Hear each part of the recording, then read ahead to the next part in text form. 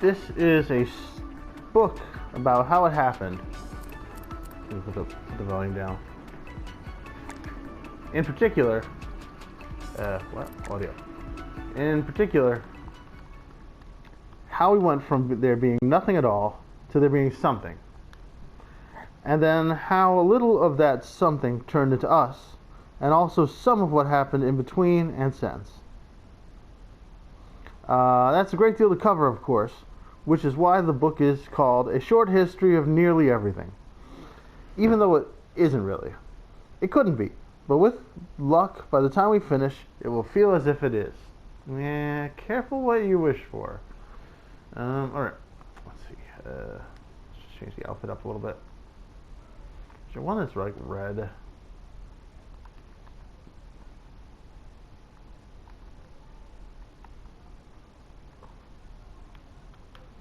There we go. Now it looks like he's covered in blood. Wait, what? I lost it. Wait, it still looks pink, doesn't it?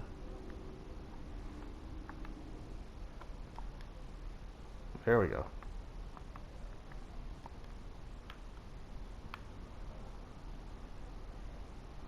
Oh, it changes the color of the tail too? That's awesome. Alright, let's just leave it like that. Perfect.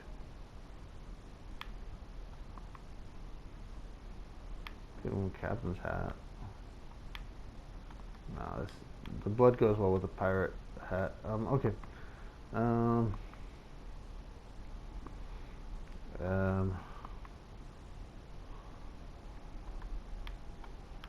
can't see the blood with these.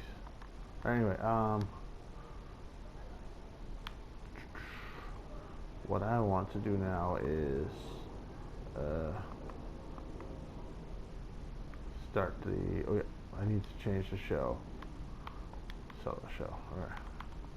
I want to disappoint a squad by doing this film. All right, let's go. Yeah. So my own starting point, for what it's worth, was an illustrated science book that I had as a classroom text when I was in the 4th or 5th grade. The book was a standard issue 1950s school book, battered, unloved, grimly hefty, but near the front it had an illustration that just captivated me. A cutaway diagram showing the Earth's interior as it would look if you cut into the planet with a large knife and carefully withdrew a wedge representing about a quarter of its bulk. It's hard to believe that there was ever a time when I had not seen such an illustration before, but evidently I had not, for I clearly remembered being transfixed. I suspect, in honesty, my initial instruct, my initial, what was I saying? In honesty, my initial interest, not instrict, whatever the hell that is. My initial interest was, Jesus, why are people walking so slowly in front of me? I hate it when people do that. Alright. Oh wow, that was awesome. I'm winning. Alright.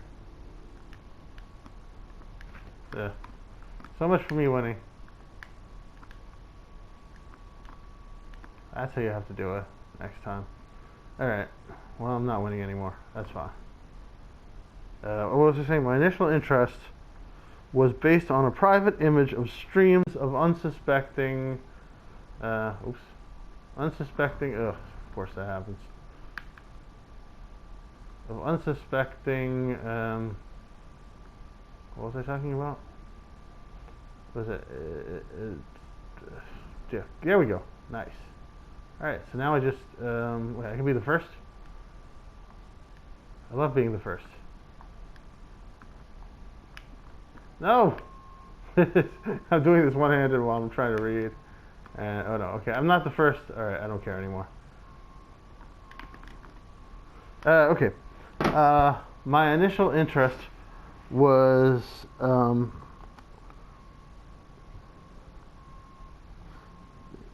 was I talking about? The school book, 1950 school book, battered, unloved, grimly hefty, a cutaway diagram. It's hard to believe that they're, okay. But near the front of it had an illustration just captivated me. A cutaway diagram showing the Earth's interior. Well,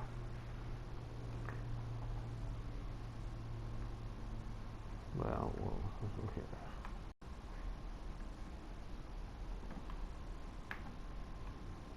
Here we go. Showing the Earth's interior.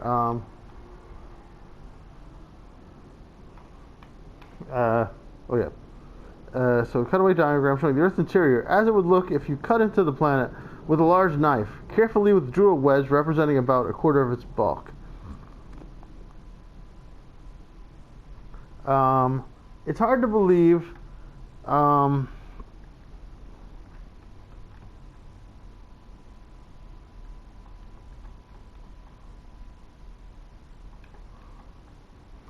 Somebody's bowing to me.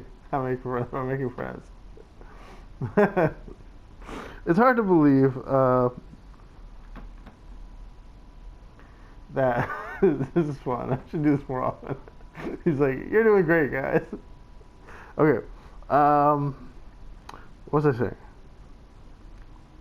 It's hard to believe that there was ever a time when I had not seen such an illustration before, but evidently I had not, for I clearly remember being transfixed. I suspect in honesty my initial interest. Oh wow, I was up to this part way earlier, and I've been rereading the same part over and over again, haven't I? My initial interest was based on a private image of streams of unsuspecting earthbound motorists in the American Plains states, plunging over the edge of a sudden 4,000-mile-high cliff, running between Central America and the North Pole. But gradually, my attention turned in a more scholarly manner to the scientific import of the drawing and the realization that the Earth consisted of discrete layers ending in the center with a glowing sphere of iron and nickel, which was as hot as the surface of the sun, according to the caption. And I remember thinking with real wonder, how do they know that? I didn't doubt the correctness of the information for an instant. I still tend to trust the pronouncements of scientists in the way I trust those of surgeons, plumbers, and other possessors of arcane and privileged information. But I couldn't for the life of me conceive how any human mind could work out what spaces thousands of miles below us that no eye had ever seen and no X-ray could penetrate could look like and be made of. To me, that was just a miracle. That has been my position with science ever since. Excited, I took the book home. You still haven't explained how they know that. Maybe he doesn't know how they know that. Excited, I took the book home that night and opened it before dinner. An action that I expect prompted my mother to feel my forehead and ask if I was all right. And starting with the first page, I read. And here's the thing: it wasn't exciting at all. It wasn't actually altogether comprehensible. Above all, it didn't answer any of the questions that the illustrations stirred up in a normal inquiring mind. How did we end up with a sun in the middle of our planet? And if it is burning away down there, why isn't the ground under our feet hot to the touch? And why isn't the rest of the interior melting, or is it? And when the core at last burns itself out, will some of the earth slump into the void, leaving a giant sinkhole on the surface? And how do you know this? How did you figure it out? Okay, so he's still asking the questions. Well, maybe we'll get there. But the author was strangely silent on such details. Indeed, silent on everything but anticlines, synclines, and axial faults, and the like. It was as if he wanted to keep the good stuff secret by making all of it soberly unfathomable. As the years passed, I began to suspect that this was not altogether a private impulse. There seemed to be a mystifying universal conspiracy among textbook authors to make certain the material they dealt with never strayed too near to the realm of mildly interesting. That's true. It's very funny and true. And was always at least a long-distance phone call from the frankly interesting. I now know that there is a happy abundance of science writers who pen the most lucid and thrilling prose. Timothy Ferris, Richard Fortree, and Tim Flannery, I've never heard of any of these, are three that jump out from a single station of the alphabet. From the F's, I guess. And that's not even to mention the late godlike Richard Feynman. But sadly, none of them wrote any textbook I ever used. All mine were written by men, it was always men, who held the interesting notion that everything became clear when expressed as a formula, and the amusingly deluded belief that the children of America would appreciate having chapters end with a section of questions they could mull over in their own time. So I grew up convinced that science was supremely dull. Yeah, I feel you, bro. But suspecting that it needn't be, and not really thinking about it all, if I could help it. This, too, became my position for a long time. Then, much later, after 4 or 5 years ago, I was on a long flight across the Pacific, staring idly out the window at moonlit ocean, when it occurred to me with a certain uncomfortable forcefulness that I didn't know the first thing about the only planet I was ever going to live on. I had no idea, for example, why the oceans were salty, but the Great Lakes weren't. Didn't have the faintest idea. I didn't know if the oceans were growing more salty with time or less, and whether ocean salinity levels was something I should be concerned about or not. I am pleased to tell you that until the late 1970s, scientists didn't know the answer to these questions either. They just didn't talk about it very audibly. And ocean salinity, of course, represented only the merest sliver of my ignorance. I didn't know what a proton was, or a protein. Didn't know a quark from a quasar. Didn't understand how geologists could look at a layer of rock on a canyon and wall and tell you how old it was.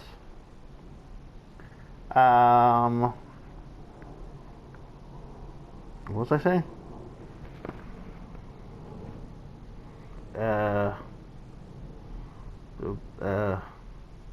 We're just doing a show.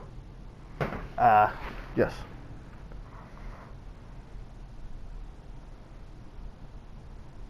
Geologists could look at a canyon wall and tell you how old it was. Didn't know anything, really. I became gripped by a quiet, unwanted urge to know a little about these matters and to understand how people figured them out. That, to me, remained the greatest of all amazements. How scientists work things out.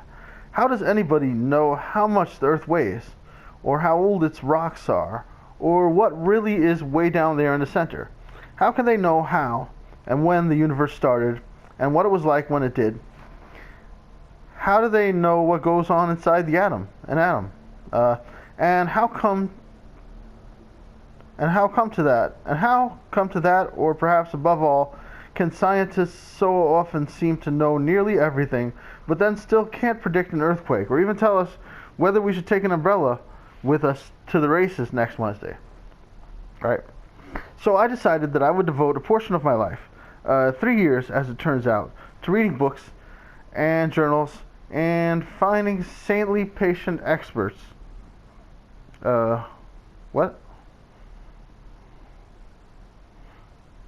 Prepared to answer a lot of outstandingly dumb questions. I'm doing this level again, huh? Okay. The idea was to see if it isn't possible. What is happening?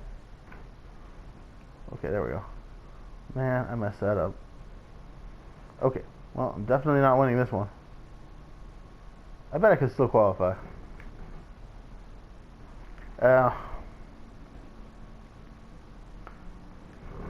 What was I saying?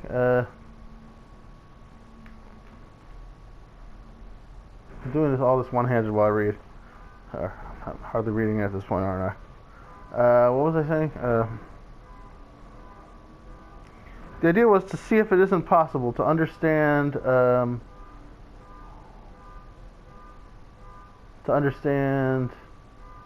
something. I think if I hadn't jumped there, I'd have been okay. Nobody's qualified yet. I could still be the first. No, I can't be the first. Alright, screw it. I don't care anymore. Yeah. The idea was to see if it isn't possible to understand and appreciate, marvel at, enjoy even, the wonder and accomplishments, and appreciate the idea was to appreciate the wonder and accomplishments of science at a level that isn't too technical. That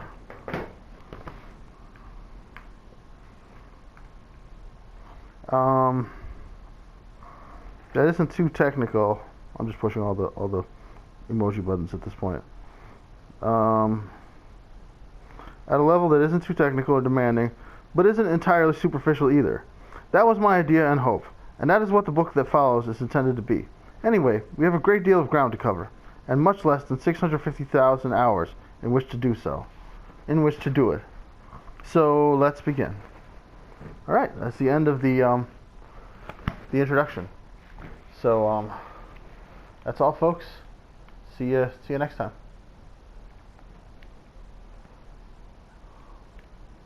I think I'm gonna be able to beat this one, huh?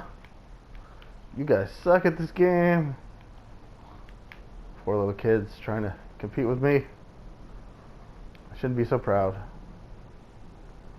but I am qualified. All right, that's all, folks. See you next time. You could do it, little guys. Man, these guys are not good at this. Wow.